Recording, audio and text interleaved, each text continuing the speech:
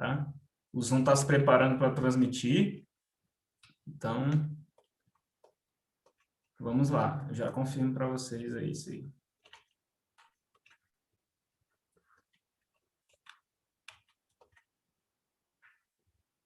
Muito boa noite comunidade.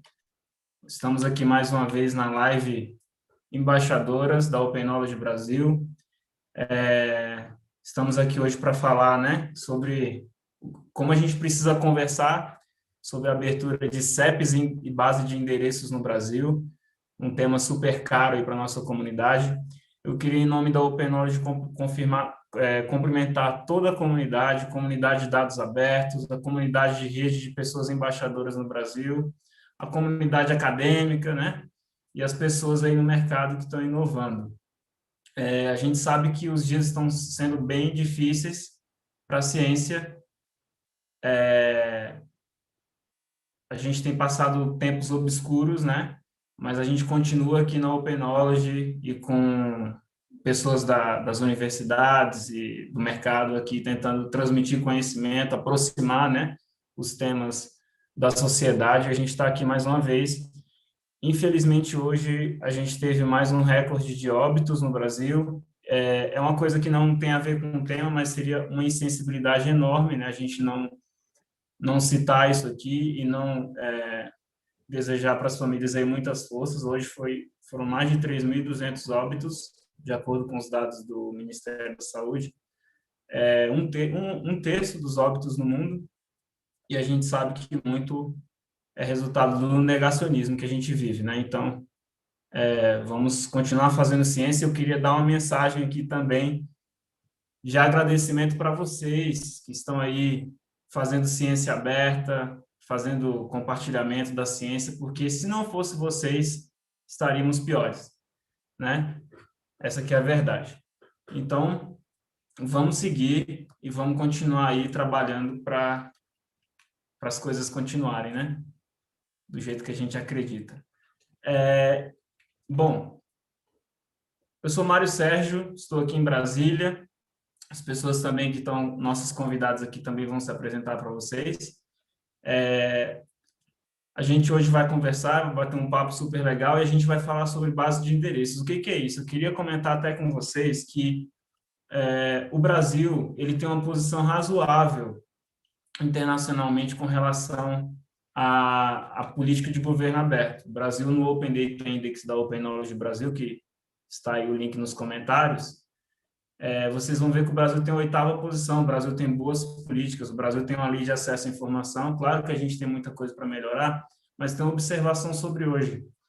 As duas categorias que o Brasil tem uma transparência próxima a zero são muito relacionadas com o que a gente vai conversar hoje, que é a base de dados de endereço e caixas postais, que é a pior nota que o Brasil recebeu, e a base de posse de terra, que passa por você entender quais pessoas são donas de que pedaço de terra nesse país que é continental, latitude, longitude, CEP.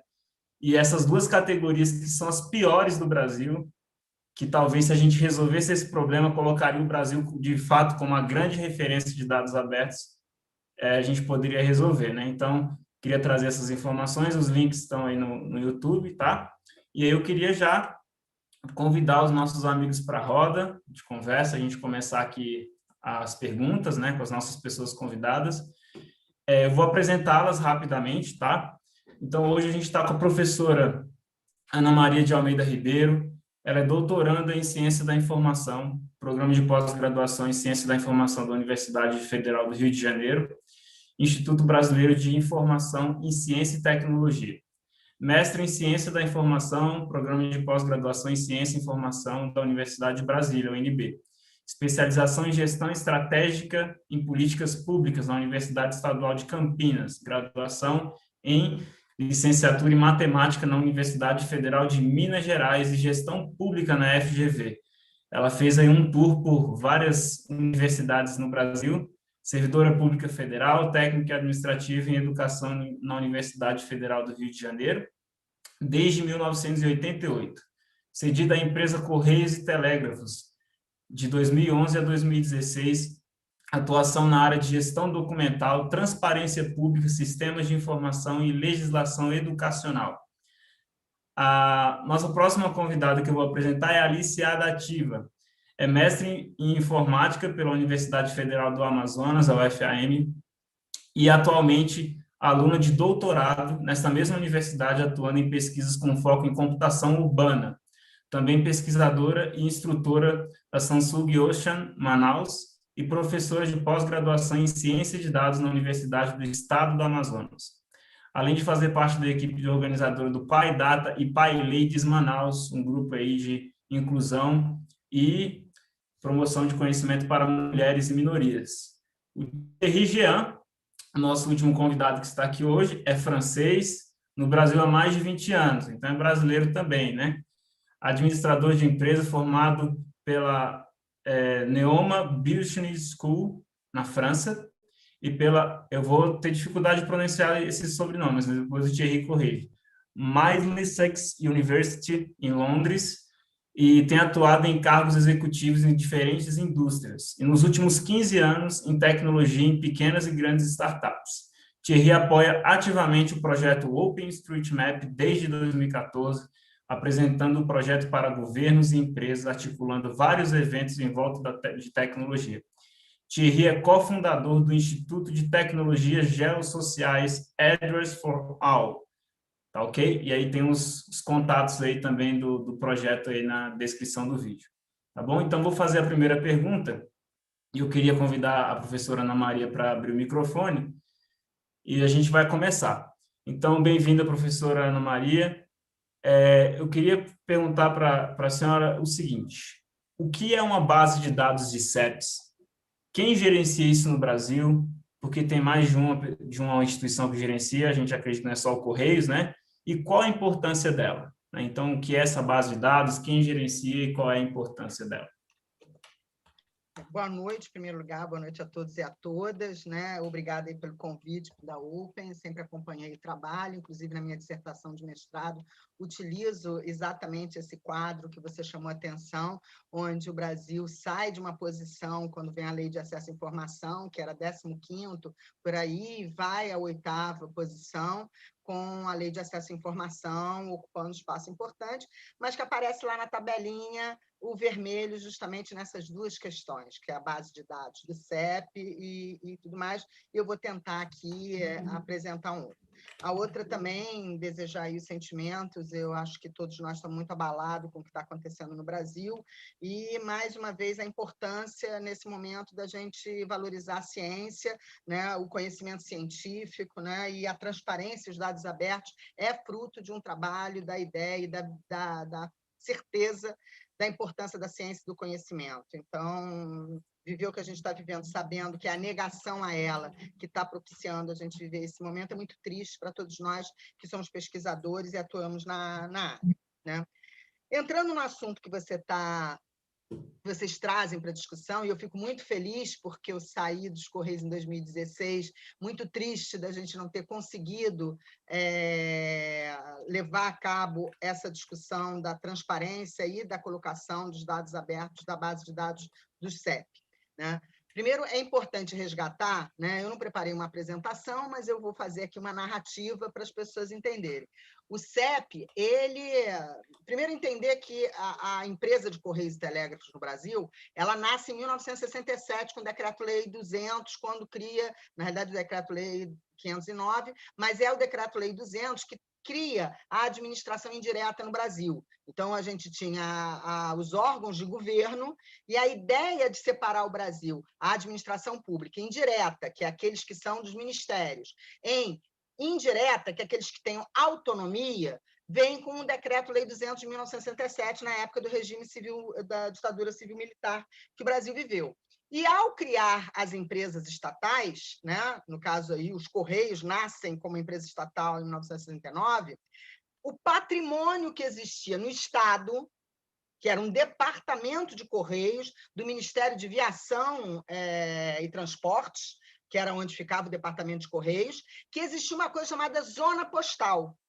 Essa zona postal, que era a forma de organização geográfica das cidades, do país, né, cria uma metodologia onde tem uma numeração que todo mundo conhece, que tem uma vinculação que, inclusive, se manteve nas áreas de comunicação do Brasil. Então, quando o DDD é 21, você sabe que é do Rio de Janeiro. Começou com 2, é o estado do Rio. Começou com o número 1, é o estado de São Paulo. O DDD com 3 é no estado de Minas. E o CEP representa a mesma coisa. Os CEPs começados com o 20 mil alguma coisa no estado do Rio de Janeiro, o CEP começado com 11 mil é o CEP do estado de São Paulo, CEPs com 30 é do estado de Minas. Então, a organização das comunicações no Brasil passaram com uma forma numérica, já advindo do processo da informatização que se apresentava. Então, as zonas postais com esta numeração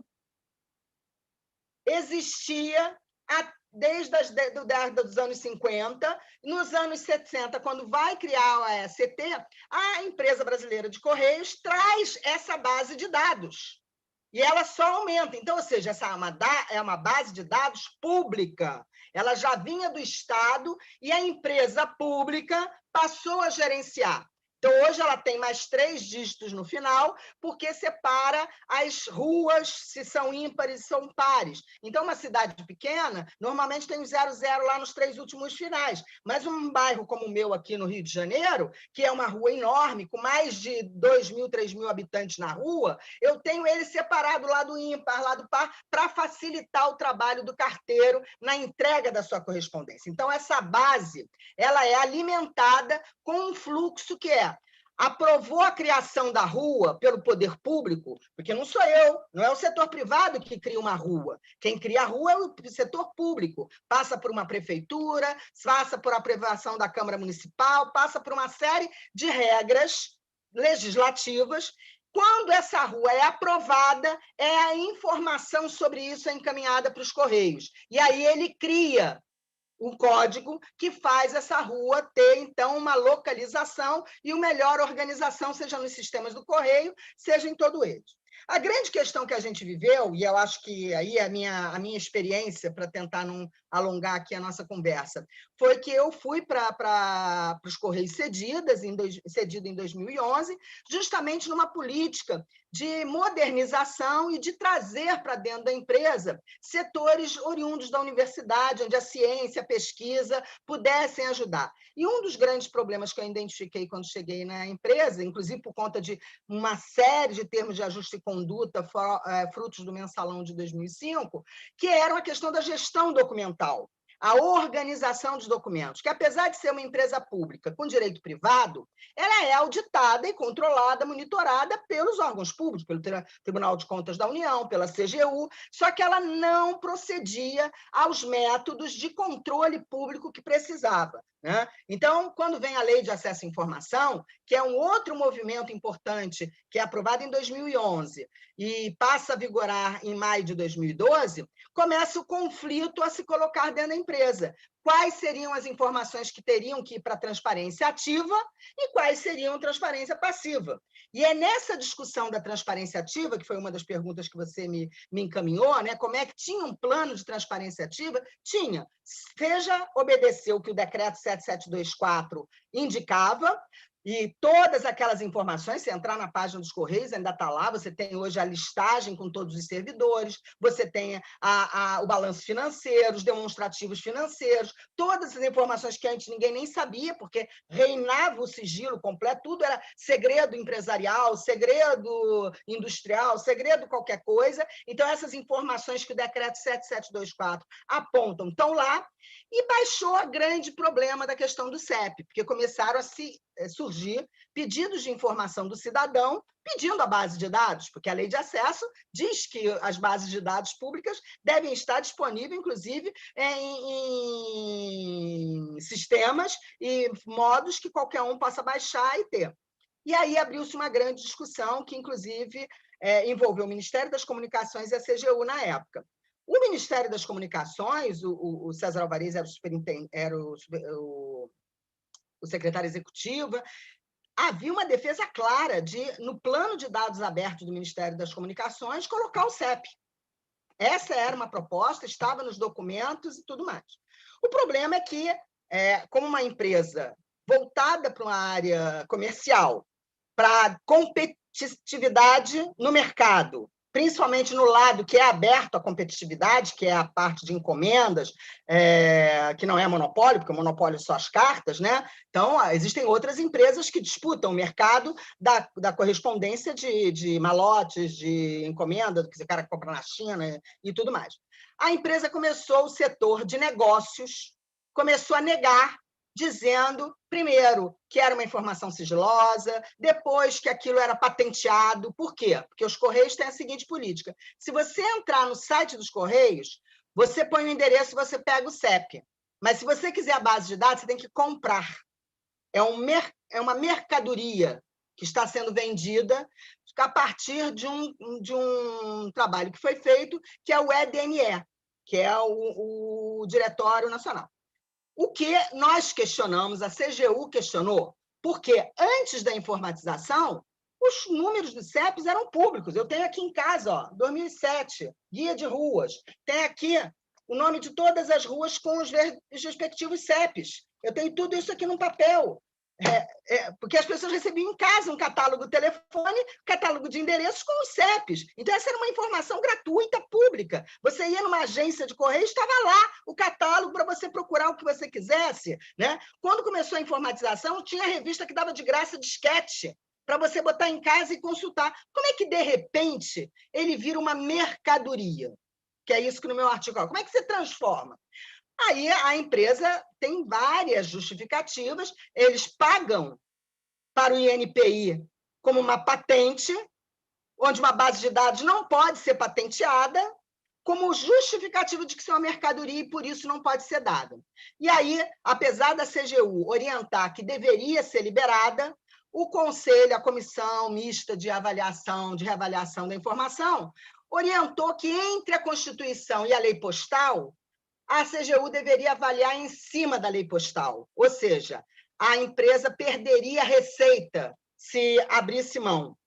Só que, e concluindo aqui a minha fala, durante os anos que eu estive lá, outros aqui, acho que o Terry conversando comigo também teve a mesma avaliação, eu pedi várias vezes que fosse feita uma análise de custo, porque, ouvindo os nossos colegas nos Correios da área operacional, há uma avaliação que o prejuízo por não ter o CEP liberado é maior do que a receita vendendo o EDNE, que custa R$2.000 e tantos, e cada ano, para atualizar, mais R$2.000 para o EDNE Master. Né? Por quê? Porque existem normas que fazem com que o carteiro, quando vai entregar, se o endereço está errado, ele tem que voltar 3 vezes para entregar. Isso é desperdício humano, é perda, é salário, é um desgaste, um prejuízo para a operação, que tem que fazer a entrega das encomendas e das cartas, muito grande. Então, é evidente que nunca se foi feito um estudo para mostrar que o prejuízo da empresa por não colocar esse dado público é maior do que o lucro que ela possa ter vendendo. Essa é uma informação pública de necessidade de localização, inclusive das entregas, que deveria estar público há muito tempo. Então, essa é pouca experiência, né? E a importância da gente trazer essa discussão cada vez mais presente para a gente. Perfeito, professora Ana Maria. Muito, muito bom você trazer essa luz a essa questão do lucro do Correios, né, de uma empresa pública, e trazer essa visão de como se perde, né, recursos com não abertura de CEPs. E a gente vai discutir aqui também, inclusive na próxima pergunta, a perda, vamos dizer assim, de oportunidades também para a sociedade, né? Eu queria convidar agora para a conversa a Alicia Adativa e fazer a seguinte pergunta, né? Um gancho, talvez, aí com essa conclusão da fala maravilhosa da professora Ana Maria. O que seria essa área de computação urbana, né? Que é a sua pesquisa, né, Alice? Então, a gente tem toda aí uma linha de pesquisa na parte de computação urbana, como ela pode gerar valor e como são estruturadas, né, as soluções baseadas nessa parte de dados de área, né, geoespaciais. Oi, pessoal, boa noite a todos. Agradeço aí pelo convite. Então, fazendo esse link, né, com o que a professora Ana falou, vou explicar primeiro para quem não conhece o que é a área de computação urbana. Ela é uma área que ela é interdisciplinar. Então, você vai trabalhar ali com camadas de dados, que são geolocalizados, e esses dados, eles podem ser de diferentes áreas, só que quando agregados, né, eles vão gerar informação. Então, a computação urbana é uma área interdisciplinar que vai auxiliar no entendimento dos fenômenos urbanos. O que são esses fenômenos? São eventos, tudo que ocorre nas cidades. Né? E a gente consegue entender isso por meio de fontes de dados heterogêneas. Né? E a geração de valor nessa área está associada justamente a essas camadas de dados e às informações, né, que a gente consegue extrair a partir disso. Né? Uma coisa que a professora Ana falou que foi justamente a questão do prejuízo em relação às entregas. Né? Uma das coisas que se estuda nessa área é justamente a otimização de recursos, né? Otimização de processos relacionados a áreas urbanas. Né? As soluções nessa área envolvem a parte de consumo de energia, de poluição do ar, de mobilidade, de congestionamento, né? Alocação de recursos, melhoria de infraestrutura. Então, se olha para diversas, né, vertentes ali, por isso que é uma área que é interdisciplinar. E aí, em resumo, o objetivo dessa área é transformar, né, dados espaciais em valor, em ações. Né? O que seriam esses valores e ações? Entender hábitos de cidadãos de uma área urbana, melhorar o trânsito e a mobilidade, analisar e prever epidemias, identificar padrões sociais e políticos, otimizar serviços de busca e recomendação, né? Estimar locais para aumentar recursos ali de propaganda e criar melhor local para a criação de estabelecimento comercial. Então, é justamente nessa vertente, né? Com essa base de dados liberada, nós conseguiríamos trabalhar em soluções, né, em que uma das coisas seria essa parte de otimização, né, dos serviços postais, em que a gente poderia analisar, por exemplo, melhores caminhos, melhor distribuição, né, das encomendas em uma determinada área.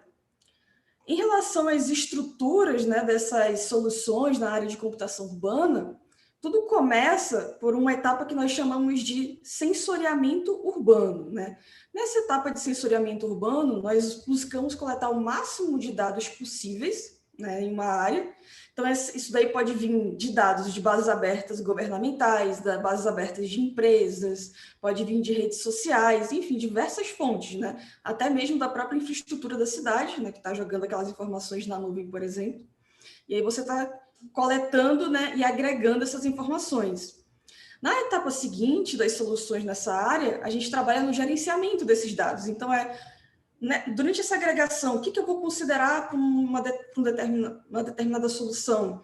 Como é que, juntando esses dados, eu consigo uma informação melhor? Né? Em que camadas eu vou trabalhar? Então, você trabalha justamente em como essa quantidade de dados agregados, né, pode gerar o melhor resultado possível. Depois disso, eu faço uma análise dos dados, a etapa seguinte. Né? Então, eu vou extrair o valor, né, a partir de todos esses dados que foram agregados, tratados, trabalhados, e eu vou analisar esses dados, gerar informação para, né, lá na frente, providenciar políticas públicas, providenciar melhorias. Né? Então, nessa terceira etapa, eu faço essa análise e, por fim, o meu objetivo é prover serviços, prover soluções. Né? E o interessante de trabalhar com esses dados abertos é que não só o governo trabalharia nessas soluções, né? Os cidadãos poderiam trabalhar nessas soluções, grupos de pesquisa, empresas, né, startups, todo mundo poderia trabalhar em soluções para auxiliar justamente na melhoria da nossa própria cidade. Né? O foco principal ali da computação urbana é justamente isso, melhoria do ambiente urbano. Isso é, no final das contas, o valor que ela procura gerar, né? E aí, dentro dessa área, a gente tem uma área interessante que trabalha com regiões funcionais. Né? O que são essas regiões funcionais? São áreas urbanas, dentro de por exemplo, um município, né, que eu estou estudando. Eu posso ter pequenas áreas que são associadas a algum aspecto, que esse aspecto pode ser econômico, social, aspecto de mobilidade, enfim, o objeto de estudo que eu preferi.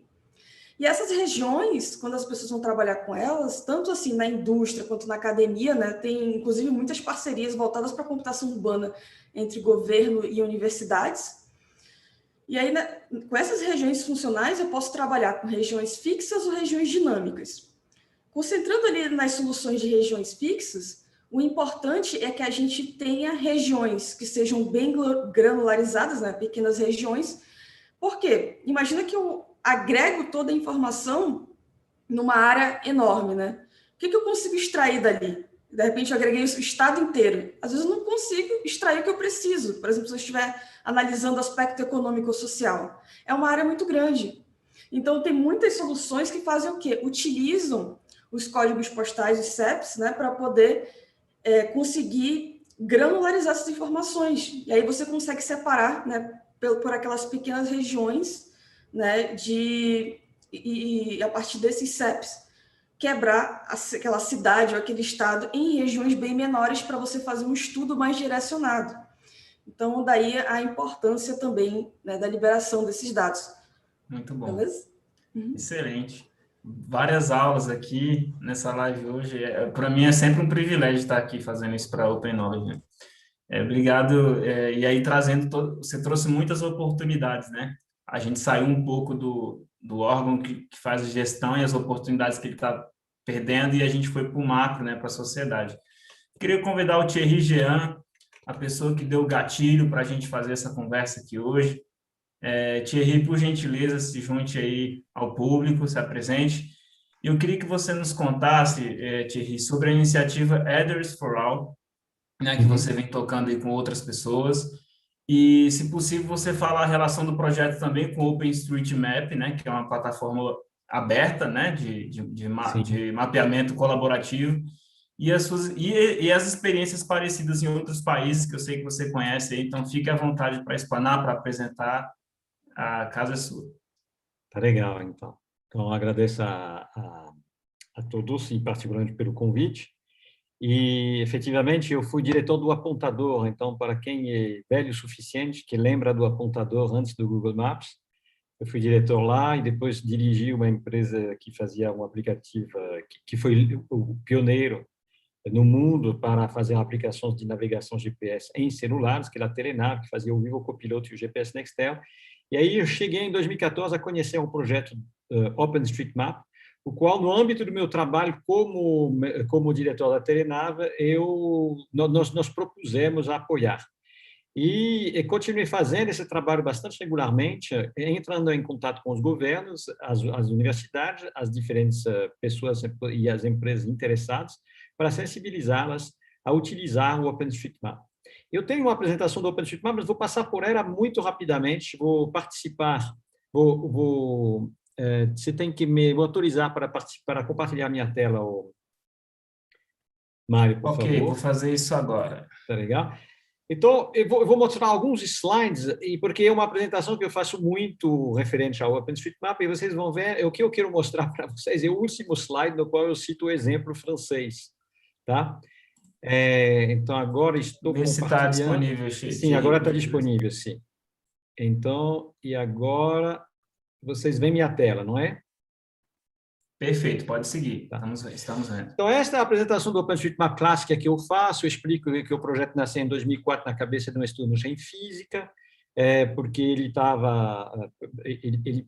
pediu mapas para o Royal Institute of Geography, eles vieram cheios de restrições em termos de direitos autorais.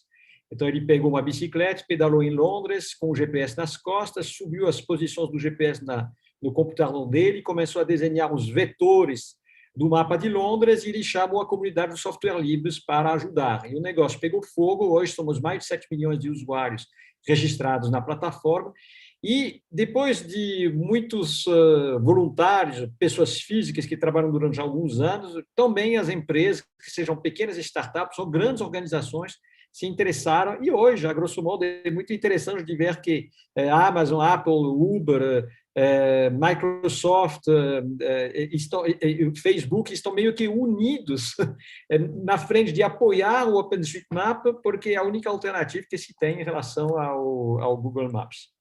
Então, entenda como é fácil editar no OpenStreetMap. Você entra à direita, você cria a tua conta, depois você clica à esquerda em editar, entrando e clicando em editar, aparece as imagens patrocinadas, as imagens satélite patrocinadas pela Microsoft, que é o Bing.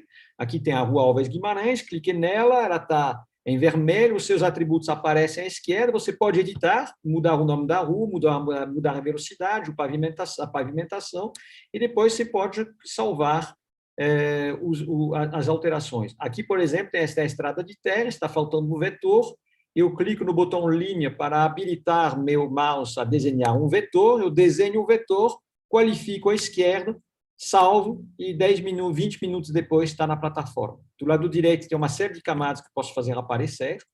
Tá? A licença é livre, entretanto, com o compromisso de continuar livre. Então, é uma licença um pouco... Não é 100% livre. Se você pegar o dado e repassá-lo, você tem que repassá-lo com a mesma licença. Há um ecossistema muito interessante de aplicações que gravita em volta do OpenStreetMap. Esta é talvez uma das mais relevantes, é uma startup chamada Mapillary, que foi comprada agora pelo Facebook, mas Facebook mantém completamente a política, todos esses dados de imagem que são subidos na plataforma são completamente livres. O objetivo é ter uma base de imagem que facilita a construção de mapas mais precisa. E aí você pode fazer isso com o teu celular, você baixa o aplicativo, coloca ele na bicicleta a pé ou no carro, e ele vai tirando uma foto a cada 5 metros.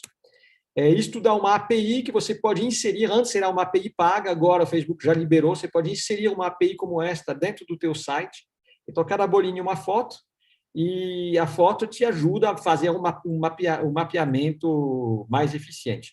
Na Federal da Bahia, por exemplo, tem um grupo muito interessante de trabalho que foi feito para mapear nas áreas subnormais problemas de toca de rato, escadas quebradas, outros defeitos dentro das comunidades, e eles têm grupos de jovens que vão com o celular na mão, tirando todas essas fotos. É um projeto bastante interessante. Aí a Mapillary extrai depois as informações com inteligência artificial. Aqui extraiu, por exemplo, todas as placas de trânsito da cidade.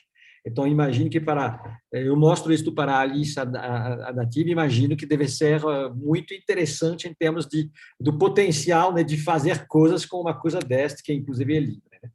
Aí tem muito bons exemplos no Brasil, por exemplo, o melhor município que mantém melhor a sua base de dados no OpenStreetMap é o município de Jaraguá do Sul, onde o Hélio Tomia é um ativo membro da comunidade, ele é funcionário também da prefeitura, e realmente garanto para vocês que o melhor mapa que tem da cidade é o do OpenStreetMap. Tem até um decreto que foi publicado nesse sentido. Aqui na cidade, eles publicam uma ferramenta livre que faz parte também do ecossistema, as zonas escolares. Aqui é um projeto muito interessante que foi feito pelo Willy Marcel, um brasileiro que trabalhava no IBAMA como programador, mas ele mapeou sozinho metade de Brasília e metade da Bahia. E ele fez um sistema de alertas para edições suspeitas que aconteciam nas áreas de interesse dele. E esse software começou a ser utilizado por um monte de gente no mundo inteiro, e várias empresas de fora o patrocinam hoje para fazer a atualização do software dele, que está sendo utilizado no mundo inteiro. Tem software de navegação GPS como este, que funciona com mapa OpenStreetMap, e mapa que, sendo gratuito, você pode baixar no teu celular. É muito cômodo quando, por exemplo, na minha terra, eu tenho a França ou a Europa inteira dentro do meu celular. Então, não preciso de conexão para poder me localizar, é muito cômodo de ter acesso a esse tipo de aplicação. Há um projeto lindo que foi criado no momento do desastre, do terremoto do Haiti, onde as equipes de socorro estavam completamente perdidas e precisavam de mapas. Então, a comunidade do OpenStreetMap se juntou e mapeou a ilha em poucos dias. E isto se tornou uma verdadeira ONG, organizada com umas 30 pessoas hoje, que chama-se HOT, Humanitarian OpenStreetMap Team, que em cada lugar onde tem necessidade de mapa por razões humanitárias, projetos são organizados por esta ONG com o apoio da comunidade mundial. É muito interessante este projeto. Há um repositório livre de imagens feitas por drones também. Há um projeto muito interessante também de estudantes, é uma ONG americana que sugere, normalmente tem um clube nas universidades, um clube de teatro, um clube de futebol, um clube de bebê, um clube de viagem, por que não teria um clube de mapear? E aí o Youth Mappers começou a crescer, O primeiro capítulo foi em Curitiba, o segundo foi na Federal da Bahia, aqui no Brasil, o ano passado, e agora ouvi dizer, nas últimas notícias, que tem umas 7 universidades que estão fazendo capítulos assim. E aí nós chegamos no slide principal, que era a minha conclusão da apresentação do OpenStreetMap. Eu cito o exemplo do Christian Quest, francês, que era presidente do OpenStreetMap na França, e que bateu na porta do governo francês, do Ministério das Finanças, e que falou para ele: vocês têm uma base de dados de endereços muito interessante. Nós, OpenStreetMap, temos outra. L'Institut de Géographie Nationale tem outra base. Os Correios franceses têm 4 bases de dados de endereços, têm 4 divisões diferentes, apesar de ser uma estatal. Por que não colocarmos todos estes dados no mesmo lugar para fazermos uma base de dados de endereços única que todos poderiam atualizar e aproveitar? E depois de 2 anos de convencimento do governo, ele foi chamado pelo governo francês para montar um projeto no âmbito lá de um serviço específico que chama-se Etalab. E desde 2014 esse projeto está rodando na França e ele está sendo muito eficiente e muito bem-vindo. Então, visitei eles várias vezes na ocasião das minhas viagens para visitar a minha família. É um projeto do qual me inspirei, é um projeto que eu estou tentando emplacar no governo brasileiro desde... A primeira vez que eu falei dele foi em 2015, aí depois me afastei um pouco do projeto, voltei mais forte desde 2018, e foi um amigo meu que foi secretário de TI de Boa Vista, Felipe Rocha, que me falou: Thierry, dentro do governo não vai acontecer. Apresentei para a Receita Federal, para o IBGE, para a Secretaria de Governo Digital, Secretaria de Desestatização, DENIT, enfim.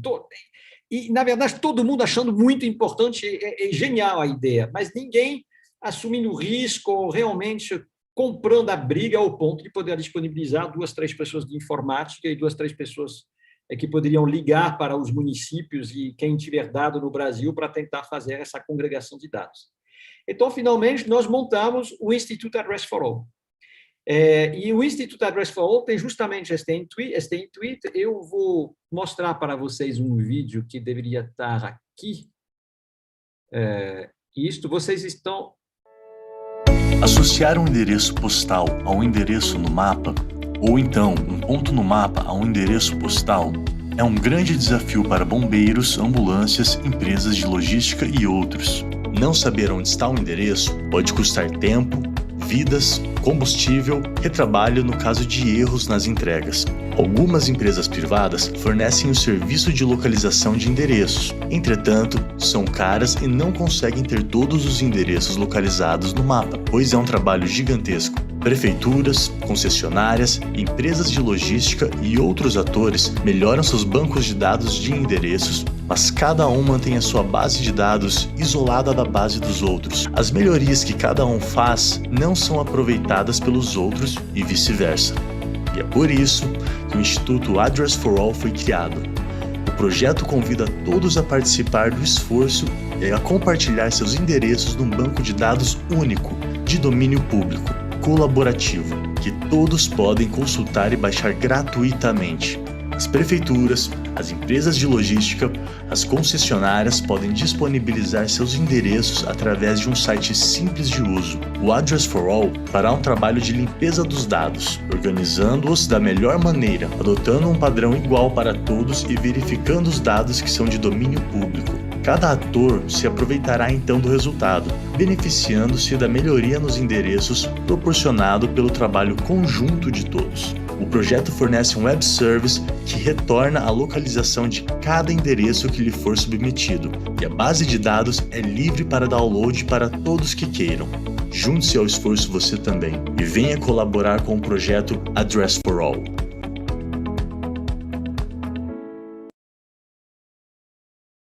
Tá? Então, eu acho que eu posso parar de compartilhar minha tela.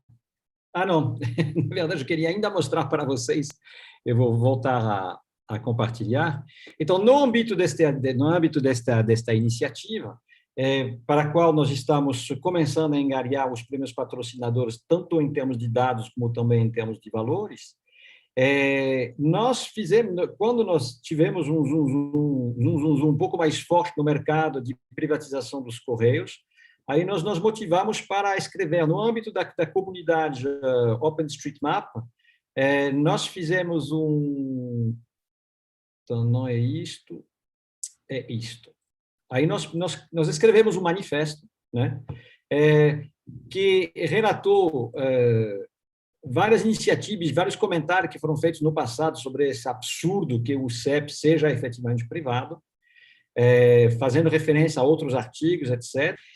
Um dos grandes desafios que nós temos hoje no Instituto Address for All, onde nós começamos então a ter essa atividade de começar a juntar dados, de conseguir fazer. Nós estamos num trabalho junto com a Open Knowledge, na verdade, de sensibilização dos municípios, que são os primeiros a ter dados e endereços, que os dados deles deveriam ser disponibilizados de maneira completamente livre, independente de solicitação. Então, o dado deveria estar livre para download no site. Mas mesmo com a lei de acesso à informação, esses dados carecem muito de licença no momento de baixá-los. E seria muito importante citar a licença. E nós estamos lutando para sensibilizar as pessoas para usar a licença que é verdadeiramente aberta, que é a CC0, Creative Commons 0, que é realmente a licença de domínio público. Por quê? Porque eu vou citar um exemplo. Vamos imaginar que nesta crise de pandemia, estudos mundiais sejam feitos com mapas de calor, de incidência de doença, etc., que um pesquisador da Universidade de Paris, da Sorbonne ou da Universidade de Oxford esteja fazendo uma pesquisa. E que, para isso, ele precisa de colocar, de geocodificar os endereços de todas as pessoas a qual ele teve acesso que tiveram caso de Covid. Se cada vez que ele tem que utilizar essa base de dados do endereço, ele tem que citar o município, ele fica louco. Na verdade, é impossível de mencionar todos os municípios do mundo. Da mesma maneira, se uma startup que lança um novo guia de turismo, concorrente do TripAdvisor, ou concorrente do um novo navegador GPS, cada vez que ele pedir um endereço, esse endereço tem que ser, a base de endereço tem que mencionar a fonte, é uma coisa impossível de se realizar. E o que nós vemos muito é que, mesmo no intuito de liberar os dados, os municípios facilmente escrevem no seu site: esses dados estão livres para download aqui, para o uso da academia, para o uso das empresas, etc. Entretanto, nós só pedimos para vocês que mencionem a fonte. E tem uma falta de consciência que o só fato de mencionar a fonte ferra 60% dos projetos. Porque se a lista dativa, que justamente está fazendo um trabalho de computação urbana, né? Então, primeira vez que eu ouço o termo, adorei, inclusive, que tem que fazer um trabalho de big data, de análise, de recompor os dados, casar eles uns com os outros, tirar conclusões, estatísticas, etc. Se cada vez que você faz uma salada desta, você tem que citar cada vez que você usou todas as fontes que você utilizou, você não consegue trabalhar. Ou, na verdade, seria, então, regras para inglês ver. Quer dizer, você não vai conseguir, você vai fingir que menciona todo mundo e não vai conseguir mencionar. Então, eu acho que, no âmbito de um fórum da Open Knowledge, eu acho que é muito importante, e de todos os embaixadores que estão nos ouvindo, é muito importante desenvolver a cultura do dado aberto, mas verdadeiramente aberto, que é o dado CC0, Creative Commons 0. Então, este seria meu principal recado para agora. Excelente, Thierry. Cultura de dado aberto, é isso aí. Vamos lá, vamos seguir. Eu estou vendo que já temos perguntas ali, eu vou deixar ali para a última parte, que a gente já tem uma dinâmica separada. O pessoal está participando, então quem não mandou pergunta ainda, que tem alguma dúvida, fica à vontade. Muito bem. Vamos seguindo. Agora eu queria convidar novamente a professora Ana Maria.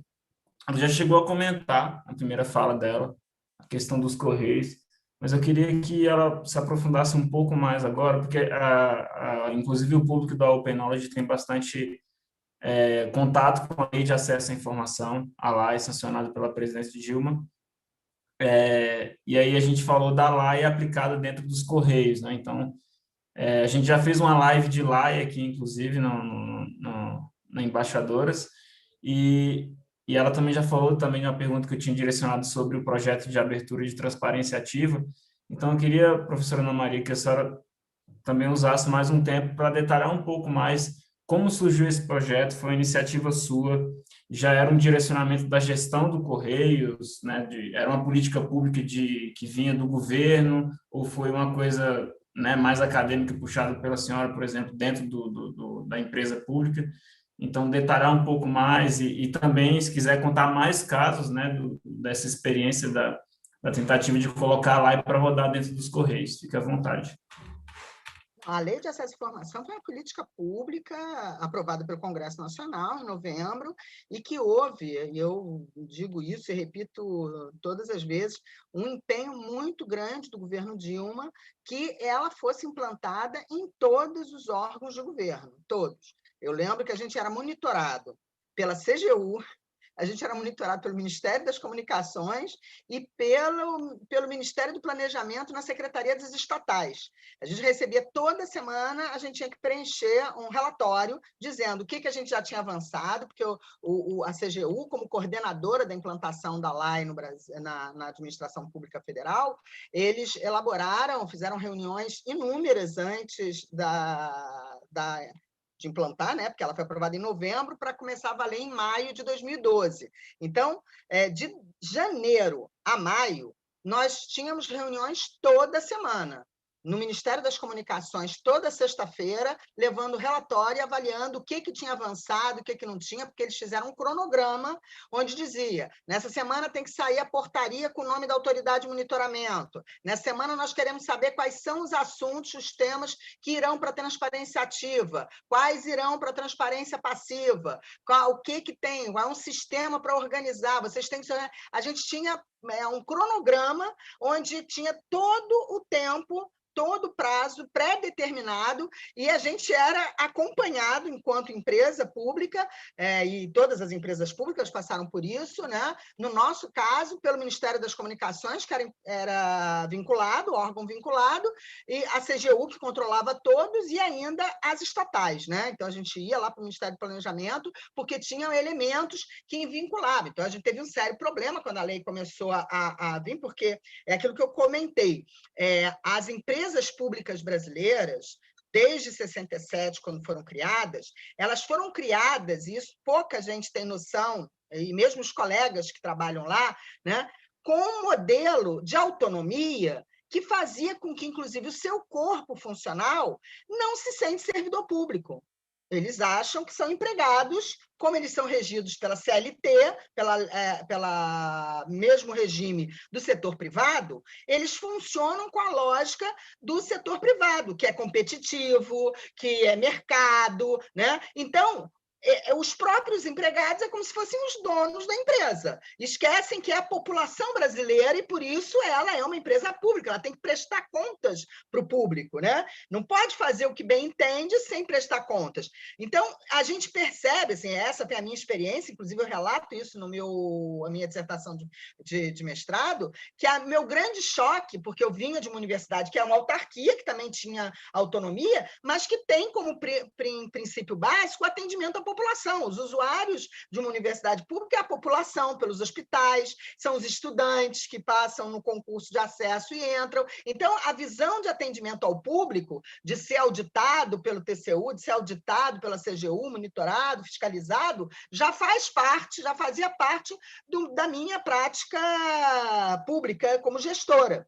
Mas a percepção que eu tinha nas empresas públicas em geral, não só nos Correios, é que a sensação é que eles achavam que estavam vivendo uma intervenção. Então, ter acompanhamento de monitoramento e de controle público é como se fosse uma intervenção, porque aquilo ali eles é que tinham que decidir, o conselho de administração, e como se o Estado, que é eleito, que escolhe os seus governantes, não tivesse que opinar pela política, né?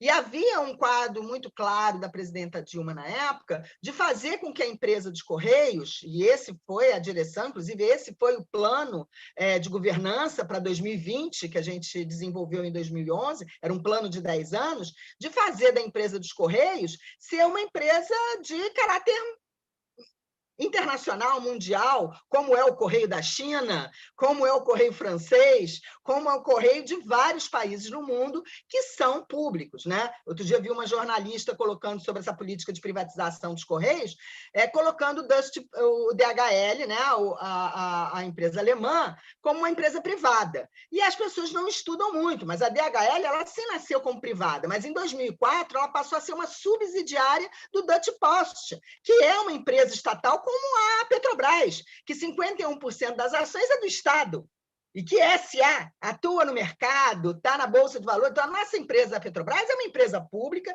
de direito privado que atua no mercado, na Bolsa de Valores e tudo mais, mas que tem um capital maior do povo brasileiro. Então, a ideia, né, e por isso eu me coloco aqui, eu sou completamente aversa contra a privatização, seja qual for a proposta dos Correios, ainda mais no momento atual, que a economia, o que mais está dando dinheiro, a gente está vivendo isso na pandemia, é o comércio eletrônico, está todo mundo em casa precisando que alguma coisa chegue. Então, hoje, né, e eu acompanho, minha tese de doutorado passa pela logística postal, né, o problema que muitos Correios viveram nos primeiros momentos de lockdown, na Europa, principalmente, mas hoje o Correio chinês está entregando em 30 minutos. 30 minutos. O SEDEX que eu pagava para poder receber no dia seguinte, hoje a logística organizada num país de 2 bilhões de habitantes está conseguindo fazer uma entrega em 30 minutos. Por quê? Investiu na ciência, investiu na organização. Então, um dos elementos fundamentais é que nós precisamos no Brasil, que é um país de características continentais, como muito bem a Alice trouxe, essa questão geográfica urbana, e um país que cada vez mais se torna urbano, né, pela produção e tudo mais, você ter... E é um absurdo, porque é um retrocesso. Olha, eu acho que é o único país no mundo que, com a informatização, retrocedeu. Porque é o que eu digo, antes da informatização, todo cidadão brasileiro tinha em casa um catálogo em papel, com o nome de todas as ruas, com os CEPs, com os endereços. Todo mundo aqui que tem cabelos brancos ou pintados, como eu, há um tempo atrás, tinha em casa um catálogo que ligava, pegava, olha, eu tenho que ligar para fulano, já tinha o nome das pessoas. Tinha o nome, eu quero falar com fulano, está aqui o nome. Ah, eu quero comprar um bujão. Tinha uma lista de classificados, todas as lojas. Eu tinha o telefone, o endereço, né? Então, eu tinha como localizar isso antes da informática. Como é que o mundo avança com a informatização, com os meios digitais, e a gente retrocede? Tem N tipos de localização, dados errados, CEPs errados, manda endereço errado, o nosso carteiro vai 3, 4 vezes no lugar, não encontra o lugar, porque está errado, porque alguém... Porque com o empreendedorismo, todo mundo abriu uma birosquinha, todo mundo vem e produz o seu próprio trabalho, aí pega, mas não tem um capital de R$2.000 para ficar pagando todo mês, todo ano, e comprando uma base do DNE, que nem sempre está atualizada, porque todo dia está criando uma rua em alguma cidade desse país. E com a internet, eu posso morar lá no interior, no sertão de Goiás, e comprar uma coisa na China para me entregar. A internet possibilita isso. Mas como que eu tenho um país como esse que o endereço não chega? Que eu não tenho uma base de dados unificados como isso? Então, esse retrocesso é fruto da cabeça de pessoas que não conseguem entender o papel que a informação tem para a melhoria da vida das pessoas. Ah, mas alguém vai ganhar dinheiro isso. Óbvio, aí cria o GPS. Eu estava falando, e muitas vezes, muitos GPS, quem pega um Uber deve não saber, mas muitas vezes você está no 10º andar de um prédio, você chama o Uber e ele vai parar na rua 2 ruas depois. Porque, dependendo da hora do satélite, vai mostrar no mapa para ele, dependendo do aplicativo que ele tem no carro, né, do GPS dele, vai botar numa rua, porque o satélite vai mostrar em outro lugar, porque ele não está com o endereço da rua, ele só tem lá uma localização que nem sempre é correta. Isso é retrabalho, isso é desgaste daquele trabalhador, que é o tempo para ele, é vital. Perdeu uma corrida, porque o cara está lá esperando no lugar e o carro não apareceu. Isso tudo tem a ver. Então, essa questão do georreferenciamento, da informação, e quem tem que ter a preponderância sobre isso, do meu ponto de vista, é a empresa estatal, é o governo, é o Estado. Então, não é... Então, a iniciativa muito importante do ADRESS, porque significa juntar todos aqueles que estão interessados, então, é Estado, as forças produtivas, são os trabalhadores, todos têm que estar envolvidos em ter uma solução que todos abracem. Então, a gente tem que pensar no bem-estar de todos, né? Então, nesse aspecto, a nossa empresa de Correios tem mais de 350 anos de história, desde a Carta do Pero Vaz Caminha, a primeira carta entregue. A questão da comunicação, da informação, ela tem que ter um controle social, e esse controle social é o Estado. É o Estado. né? Porque é ele que tem a democracia, a eleição, a votação dos cidadãos para escolher. Mesmo que, às vezes, ele escolha errado, como ele está vivendo nesse momento. Mas a gente tem que apostar na democracia. Eu não quero apostar no canhão, eu quero apostar na democracia e na capacidade das pessoas aprenderem errando, né? Muito bom, professora, muito bom. E muito bom a sua fala, tem a experiência também da empresa estatal da Inglaterra, que foi privatizada, depois teve todo o esforço de reestatização, né, porque você perdeu. Portugal, que está revendo essa questão da estatização.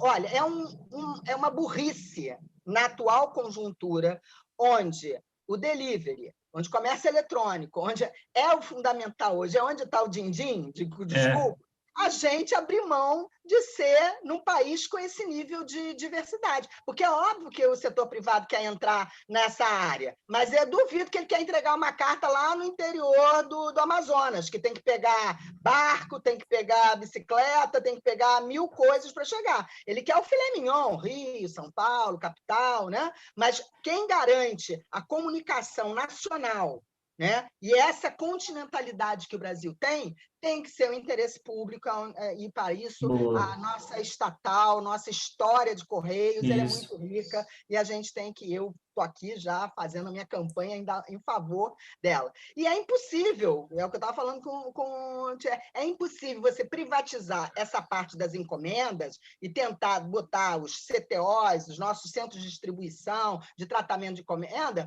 para terceiros e achar que vai ficar sem o CEP, vai ficar com o CEP para si. É óbvio que eles vão querer também propriedade disso. Então, mais uma vez, uma informação que é pública e ela tem que continuar sendo pública, de acesso a todos terem acesso a ela, não só na consulta individual, porque hoje é assim, você tem o nome da rua, você vai lá e põe, aí você descobre o CEP. Não, a base de dados tem que estar disponível para todos, para uso de acordo com as necessidades de cada um como cidadão, né? Afinal, posso fazer um comentário? Ô, Thierry, pode sim, mas eu já vou te passar a pergunta e aí você já segue, tá bom? Tá. Porque a professora Ana Maria já começou a falar da privatização dos Correios e eu acho muito interessante, inclusive, que ela citou o Eders for All, porque na Open Knowledge a gente tem um projeto querido diário também, que a gente está fazendo um esforço enorme de coletar diário oficial em site ruim, e eu acho que o querido diário é o projeto para sensibilizar. Eu acho que o Eders for All é muito por isso também, pautar na opinião pública. Controle social é a nossa pauta, né? Thierry, inclusive, eu queria te convidar, só para formalizar a pergunta, aí você já parte. A professora falou de alguns riscos, mas eu queria que você complementasse também a fala com os riscos de privatização dos dados junto com a empresa do Correios, que a gente fala de privatização dos Correios, que é a empresa, mas como os dados estão no escuro, nem a sociedade consegue debater sobre o valor disso, né? Então, eu já vou jogar para você e você também fica à vontade para fazer as ponderações que você já ia comentar.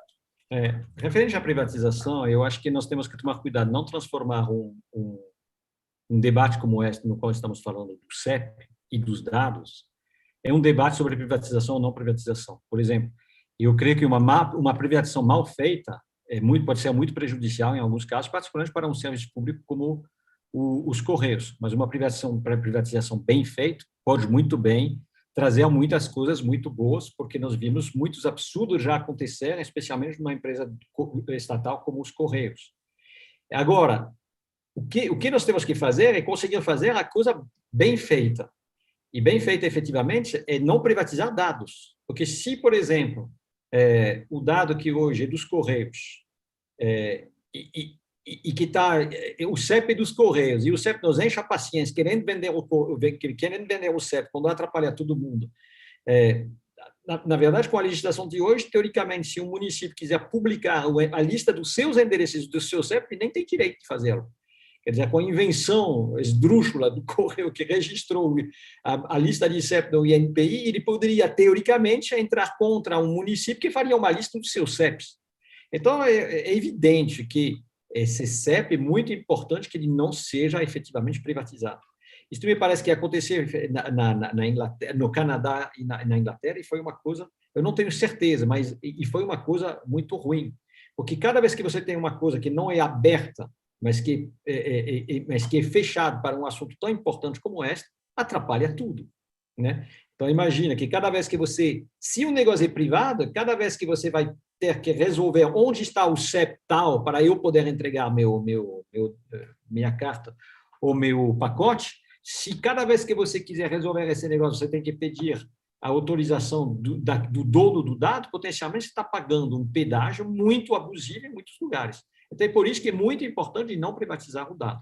Agora, privatizar de maneira inteligente a atividade, racionalizar, isto eu pessoalmente, em regra geral, estou a favor. Referente à estatal brasileira, eu não tenho uma ideia tão... Não, a priori, eu sou a favor.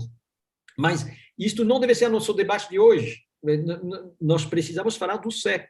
E nós precisamos falar do fato que endereços, efetivamente, é uma infraestrutura de dados hiperbasicona que precisa estar na mão de todos, né? E aí nós temos que, eu creio que muitas coisas se resolvem com conversas, apesar do fato que se a Ana Maria passou 6 anos no Correio e não conseguiu e teve todo esse negócio, é um pouco frustrante. Mas a minha experiência, quando você pega o telefone e vai conversar com as pessoas, resolve um monte de coisas. Eu acho que tem que dialogar e conversar e sensibilizar. Então, esse trabalho nós tentamos fazê-lo, mas talvez nós precisaríamos refazê-lo. E, às vezes, lançar um debate como este, numa live como esta, talvez chame a atenção das autoridades envolvidas para que eles possam ter a oportunidade de assistir e relembrar, realmente eu tenho que anotar que o CEP, na licitação final, na redação da licitação final, não pode ser privatizado. Então, acho que isto é que efetivamente importante. E espero que eles estejam prestando atenção depois que nós tivemos essas conversas. Excelente, Thierry. Obrigado por esclarecer essa questão. Realmente, eu acho que é uma questão de sensibilização. A gente tem outras questões também de privatização do SERPRO, por exemplo, que tá aí latente no debate público, né? Agora, nessa questão que o Thierry trouxe, eu acho que tem 3 níveis nessa discussão. Um é a gestão, ou seja, não pode cada um ter um CEP, que aí o cara que comprou lá da China vai chegar no Brasil, para chegar lá na cidade dele, que tem só ele sabe qual é o número do CEP, você tem que ter, no caso do continente, claro, na visão de nação, uma gestão. E é nesse caso que eu digo que a gestão tem que estar numa instituição pública, de Estado. Tá? Nessa questão, e aí eu acho de Estado colegiado, né? Pode ser colegiado também. Pode ser colegiado. Por exemplo, a norma ISO 3166. Um comitê de gestão, né? Comitê de gestão tripartite, tem setor empresarial, setor dos trabalhadores, setor do Estado, que discuta quais são as diretrizes, porque não pode ser cada um faz de um jeito, porque senão você fica com uma numeração que não tem cabimento e não tem lógica. Hoje tem uma lógica, né? Você identifica, eu estou aqui, eu sei, essa carta aqui vai lá para a Bahia, porque eu reconheço o número da Bahia, está aqui o 8 na frente, ou seja, você tem uma lógica que é construída e que é...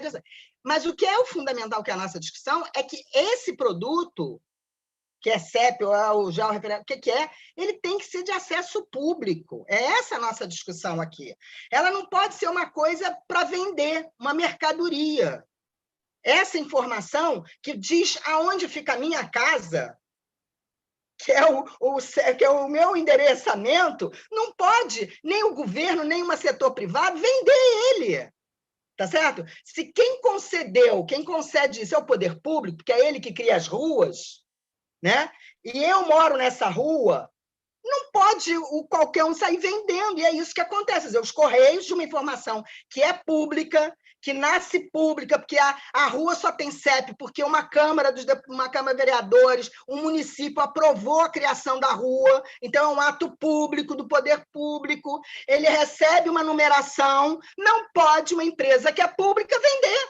Isso é uma loucura. Né? Mas, infelizmente, a gente vê isso aí no... Então, o que eu estou dizendo é assim, se hoje, que tem empregados públicos, que é com gestão pública, a gente tem essa diferença, imagina entregando para um Magazine Luiza. Né? Exato. Um grupo um grupo particular-privado é que vai ter a decisão se vai liberar ou não isso. Então, nesse aspecto, né, é ruim, é prejudicial para essa discussão que essa informação fique na mão do setor privado. Ela tem que estar num espaço público para que nós, como cidadãos, atuemos num espaço público e democrático, como um comitê gestor, com todos presentes, para poder definir as diretrizes de como é que um CEP deve ser feito, porque ele também tem que ser, como você bem colocou, atualizado, modernizado. A Alice colocou bem isso, das necessidades que estão colocadas hoje para a sociedade de ter esse nível de georreferenciamento e organização, né? Excelente, vou trazer a Alice de volta para a conversa, inclusive, mas eu gostaria de fazer um comentário, é que esse debate, eu acho que antes da privatização, passa por a gente discutir a abertura dos dados com um governo que tira a sociedade civil de todos os conselhos. Então, assim, e outra coisa, um governo que tem um ministério que fala que vai privatizar, que vai fazer reforma, mas senta em cima de tudo, não escreve nada, nada chega no Congresso, vou privatizar, vou fazer reforma administrativa, cadê? Aí reclama com fake news que o Congresso não aprova a reforma, mas não manda a reforma para o Congresso. Então, vamos dialogar, cadê a proposta? Qual é a proposta de privatização dos Correios? Não existe, porque o ministro não trabalha, é isso que a gente tem no Brasil. Eles não fazem nada. Se fosse pelo menos liberal na prática e abrir um debate com a sociedade, vai privatizar? Então vamos discutir, mas ninguém trabalha, ninguém é liberal e ninguém é estatizador. As pessoas no governo hoje não trabalham, esse é o resumo. Eu queria trazer a Alice para a conversa, que é o seguinte, nessa linha que a gente está debatendo aqui, oportunidades em cima dos dados públicos, abertura, gestão do dado, é o seguinte, Alice, qual o impacto da abertura de uma base de endereços nacional para o crescimento da área de computação urbana? Agora eu estou falando de mercado também, tá? Observando os mecanismos de aquisição, integração e análise do grande volume de dados que você comentou, que tem diversas fontes, né? Tem nos espaços urbanos, a gente tem as pessoas, os automóveis, né? A gente vai vir com 5G aí também, que vai revolucionar tudo, para não tumultuar muito o assunto, mas eu queria que você comentasse isso aí, Alice, por gentileza. Então, beleza, obrigada, Mário. Então, já ficou mais do que claro, né, que essa política de aquisição desses dados, do jeito que está sendo feito hoje, né, ela limita bastante ou até inviabiliza o acesso para pessoas, para grupos de pesquisa, para empresas, né, ou qualquer um, né, que poderia gerar valor com esses dados, gerar valor para as pessoas de uma determinada região que está sendo analisada em algum estudo. Né? Eles falam muito da questão do quanto eles arrecadaram com a venda dessa base, mas o quanto poderia gerar de valor, né, de melhorias, né, de estudos, uma vez que essa base fosse liberada? Né? Fica esse questionamento. Lá nos Estados Unidos, por exemplo, que eu né, acompanho também trabalhos tanto no Brasil quanto fora, em relação a essa questão do CEP, por exemplo, no início da pandemia, né, tanto nos Estados Unidos quanto na Europa foram feitos estudos, né, e aí utilizaram CEPs nos seus estudos também, para poder mapear como o vírus estava sendo espalhado em determinada cidade. Né? Então, poderia ajudar, por exemplo, nesse tipo de pesquisa. O quanto a gente conseguiria monitorar aqui no Brasil, por exemplo, se a gente tivesse, claro, não só essa informação, mas algumas outras informações. Nós, como sociedade, já conseguimos, né, prover várias iniciativas de monitoramento de algumas questões na pandemia. O que mais a gente poderia ter feito se tivesse esses dados geolocalizados? Se tivesse uma base de dados melhor, né, em relação ao rastreamento também. Né? E nessa mesma questão do Covid, depois, né, isso foi em 2020, quando foi em 2021, utilizaram também, né, os CEPs, né, no exterior, isso, para poder verificar a questão do quanto está sendo distribuído de vacinas por determinadas regiões.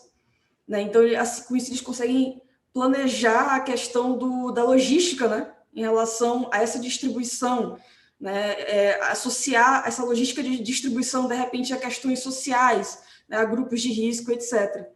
Então, eu vejo esses estudos que são feitos lá fora, né, e é interessante a gente poder ter acesso a esse tipo de informação aqui, né, não só para a gente fazer uma análise própria, mas para a gente ajudar também, né, nessa questão.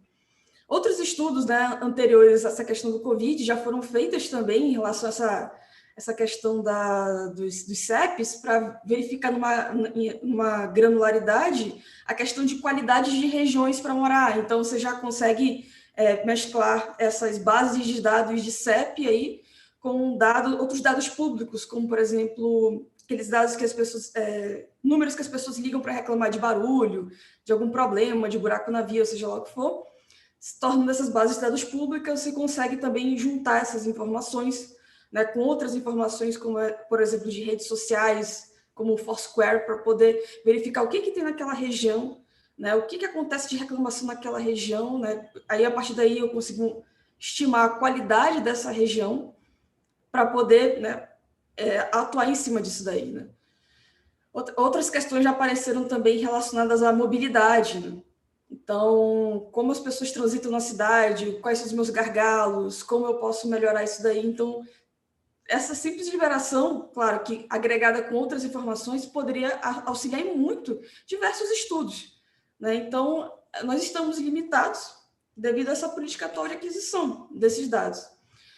E aí, um problema que pode acontecer com essa limitação de aquisição desses dados é justamente, né, que Thierry e a Ana falaram aí da questão de que as pessoas acabam buscando alternativas para poder ter acesso a essa informação. E aí, de repente, vem um grupo de pesquisa X, aí uma empresa Y, estão, né, buscando ali formas de ter acesso a essa informação. Eles vão criar as próprias bases de endereço com os recursos que eles têm disponíveis. E aí isso vai gerar diversos problemas. Dados não padronizados, né, e diferentes soluções. Pode ter a questão da pessoa pegar, às vezes, ter acesso ao endereço em forma de texto e querer fazer aplicar uma técnica chamada de geocodificação para poder extrair, de repente, o CEP, latitude e longitude desses dados, né? Então, mesmo assim, não é uma coisa exata eu pegar um texto e transformar, né, numa outra informação. Então, esses dados não vão estar padronizados, vão né, estar em diferentes formatos, vão prover diferentes soluções. Tem a questão da periodicidade de atualização, né, dessas informações. Então, uma empresa vai atualizar de 6 em 6 meses, outra só criou há um ano atrás e nunca mais atualizou. E tem a questão de que você vai acabar tendo soluções para cidades e estados específicos, né? Pode ser que uma empresa esteja no estado de São Paulo, crie soluções e extraia informações, né, de localização só para aquele estado e fica bem rico em informações, ela consegue prover soluções para aquele estado, mas ela não tem uma unanimidade, né, dessas informações em todo o território brasileiro. Então, pode ser, de repente, que eu tenha acesso a uma informação, né, de maneira bem simples. Sei lá, de repente, se eu estou pesquisando por uma coisa no Rio de Janeiro, mas, assim, eu vou pesquisar alguma coisa para Manaus, de repente, as informações dos bairros só tem em PDF. Como é que eu vou extrair localização de PDF? Né? É só um exemplo aqui. Ou então, de repente, eles têm um painel, né, com informações, por exemplo, de obras da cidade, mas eu consigo visualizar aquele painel, sei onde estão ocorrendo as obras, mas eu não consigo baixar aqueles dados. Então, tem esse desbalanceamento de soluções para diferentes, né, cidades e estados. Então, pessoal, libertando esses dados, né, pode ser por meio de uma tabela, por meio de uma API, são várias as possibilidades, né, mas quanto melhor for assim, para as pessoas conseguirem extrair informação de forma rápida, né, e também sem precisar tratar tantos dados, melhor. Mas libertando esses dados por meio, por exemplo, de uma API, é possível criar soluções que poderiam ser utilizadas tanto pelo público geral, né, quanto por órgãos governamentais, quanto por empresas, né? Tem empresas que surgiram, por exemplo, dentro de universidades, as pessoas começaram a trabalhar e pesquisar nessa área de computação urbana no seu projeto de mestrado, posteriormente doutorado, e isso evoluiu para uma parceria com o governo, e a pessoa, né, trabalha, né, nesses contratos aí com o governo para poder disponibilizar informação de mobilidade, por exemplo. Então, o quanto a gente conseguiria fazer, né? O quanto a gente conseguiria melhorar o ambiente que nós mesmos vivemos. E aí uma possibilidade nesse caso é justamente o que a gente comentou ali no início, de prover melhorias nos serviços postais, otimizar os recursos que a gente tem nos correios, né? Recursos postais, como eu posso distribuir nessas encomendas de forma eficiente. Então, o quanto mais uma vez a gente volta para a geração de valor, né? O quanto que eles estão arrecadando com essa base e o quanto eles arrecadariam com soluções que fossem eficientes nessa distribuição de encomenda, para citar um exemplo, né? além de outras questões que não estão diretamente ligadas a isso, como eu falei ali das políticas públicas, questão de controle de doenças e distribuição de recursos relacionados a essas doenças, né? Então, assim, está mais do que claro, né, que essas informações, que são públicas, elas são de interesse do público e devem ser divulgadas, né, e não ser acessíveis apenas para aqueles que têm recursos, né, para aquisição desses dados, que isso deixa tudo muito limitado, né, nossos recursos, o que a gente pode prover de retorno, né, para a nossa sociedade. A Open Knowledge, junto com o Serenata de Amor, passou o episódio, né, da abertura da base de dados de sócios de empresa no Brasil, que o Serpro quis cobrar R$500 mil pelos dados. E a gente, na justiça, conseguiu o direito de ter acesso. Então, são coisas que acontecem e a sociedade civil precisa se posicionar, e quando as entidades públicas se fecham para a sociedade civil, a gente precisa falar um pouco mais alto, né? Porque é assim que funciona a democracia. Bom, a gente não ficou com tanto tempo assim como eu gostaria para as perguntas, mas a gente tem muita pergunta legal, começando do início. E aí eu vou pedir para nossas pessoas convidadas, Thierry, Ana Maria e Alice, que a gente seja muito sucinto nas respostas, sendo um pouco direto para responder cada pessoa. E eu não vou, seria interessante que mais de uma pessoa não comentasse, só para a gente tentar embarcar todas as perguntas. E a primeira é do Otávio Carneiro. Hoje, uma boa parte dos municípios brasileiros tem um único CEP para todo o município. Como isso afeta essa discussão sobre a relevância da base do CEP no país? Então, vou deixar essa pergunta aberta. Alguém já pode abrir o microfone? O Thierry pode falar, então, Thierry, por gentileza. Então, na verdade, o Correio tem um problema técnico. Ele não consegue CPIzar o Brasil como ele deveria. Então, uma vez o diretor de uma empresa de transporte me dizia: puxa, o grande desafio agora é poder entregar em todo quanto é lugar. Mas se eu tenho alguém que está em tal município no Nordeste, às vezes ele está num povoado que tem o mesmo CEP e esse povoado está a 35 quilômetros. Como que eu vou precificar? Então, na verdade, o CEP é ultrapassado.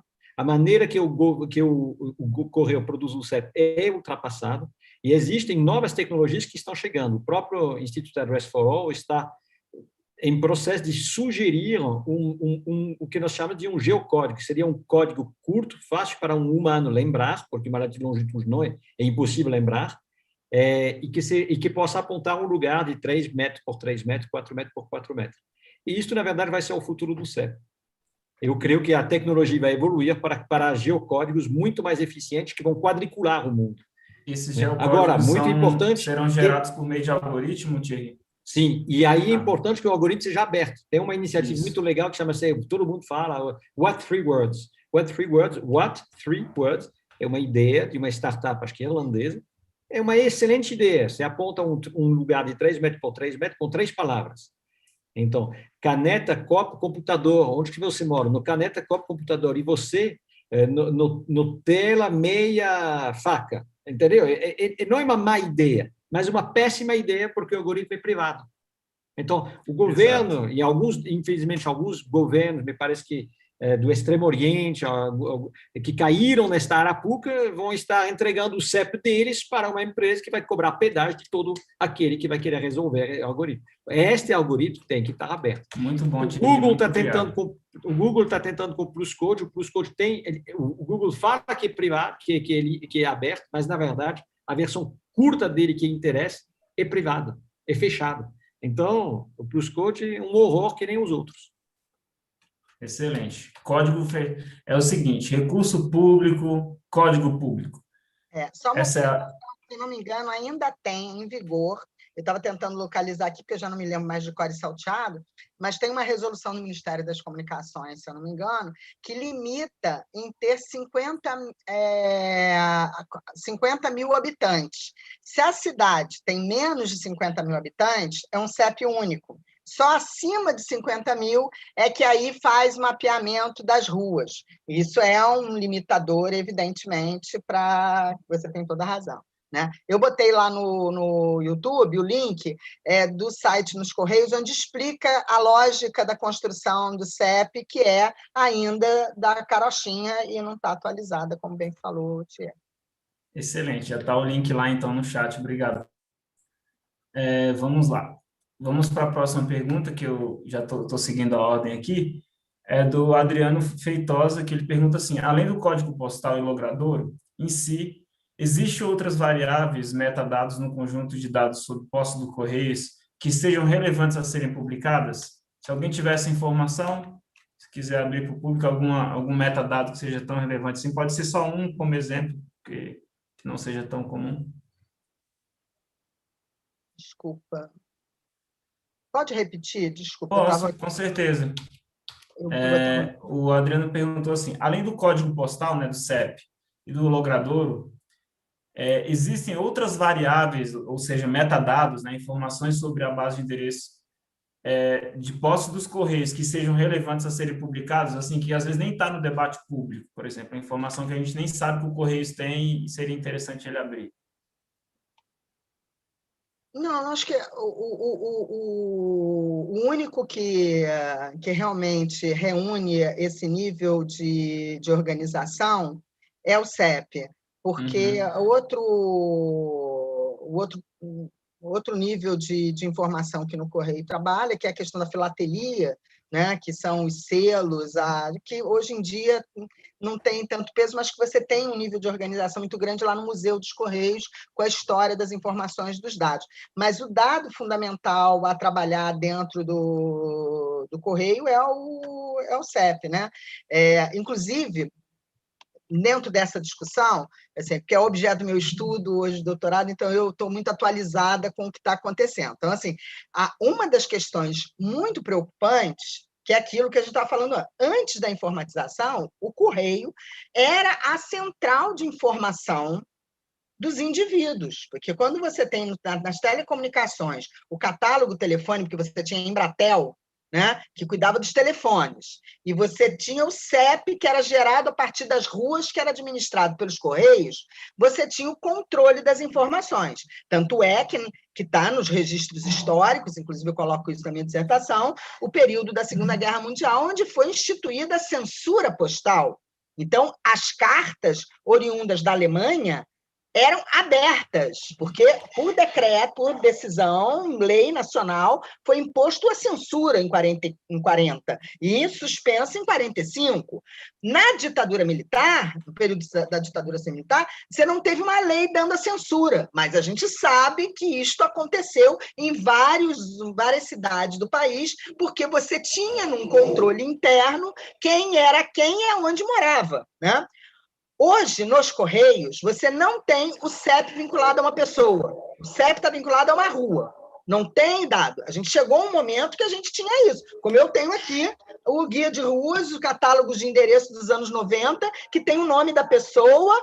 Isso estava em algum sisteminha, num Boros bem grande, né, de não de acesso, mas que existia uma vinculação entre a pessoa, o endereço e o CEP, né?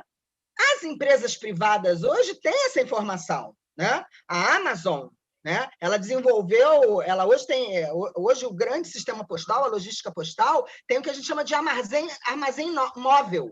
Pelo teu conjunto de pedidas de encomenda, ele já tem o teu nome, o teu endereço e o teu consumo. Então, ele já pode prever o que você vai pedir. Então, em vez de eu ter um armazém lá no Highfield Park, eu tenho esse armazém organizado de tal forma que ele está perto. Hoje, tem países que a Amazon já desenvolveu uma coisa chamada varinha, que é uma varinha, né? Que você está em casa, eu quero fazer um camarão na abóbora.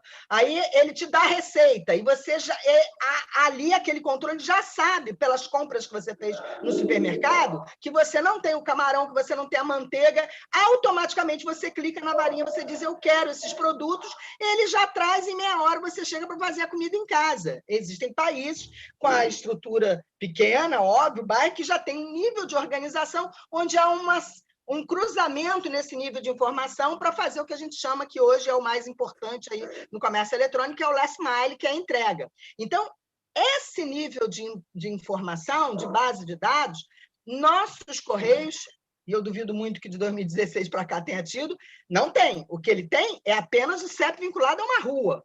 E dentro dessas limitações que muito bem o Thierry colocou. Determinados municípios que têm várias ruas, favela. Foi em 2012 que as primeiras favelas no Rio de Janeiro passaram a ter agências.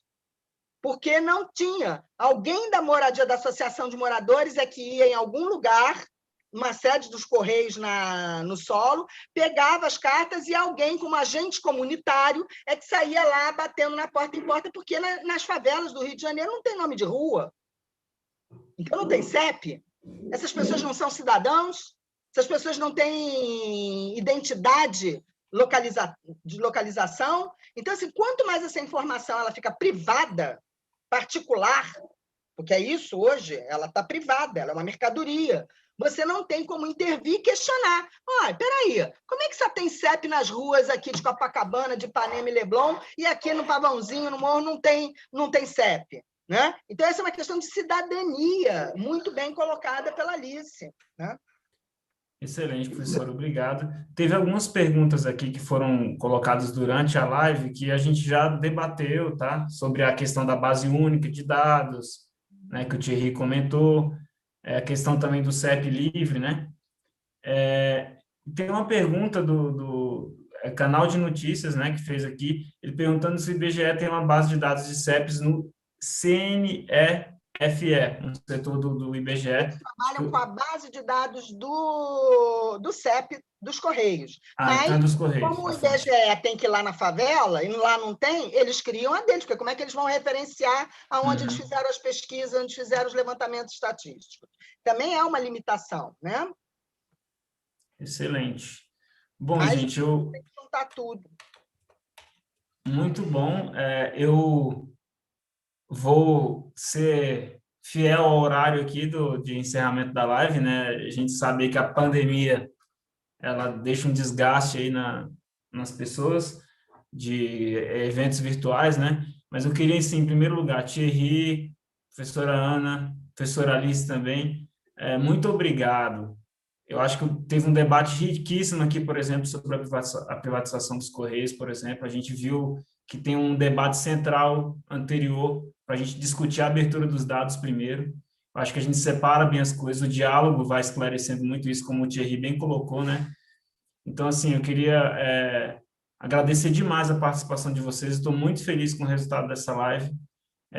Agradecer também a energia que o Thierry colocou, o convite que a professora Ana recebeu, né, prontamente aceitou para vir, e a Alice também, que já está bem próxima da Open Knowledge Brasil, da Escola de Dados, né, já está instrutora aí com a gente de vários cursos, então obrigado.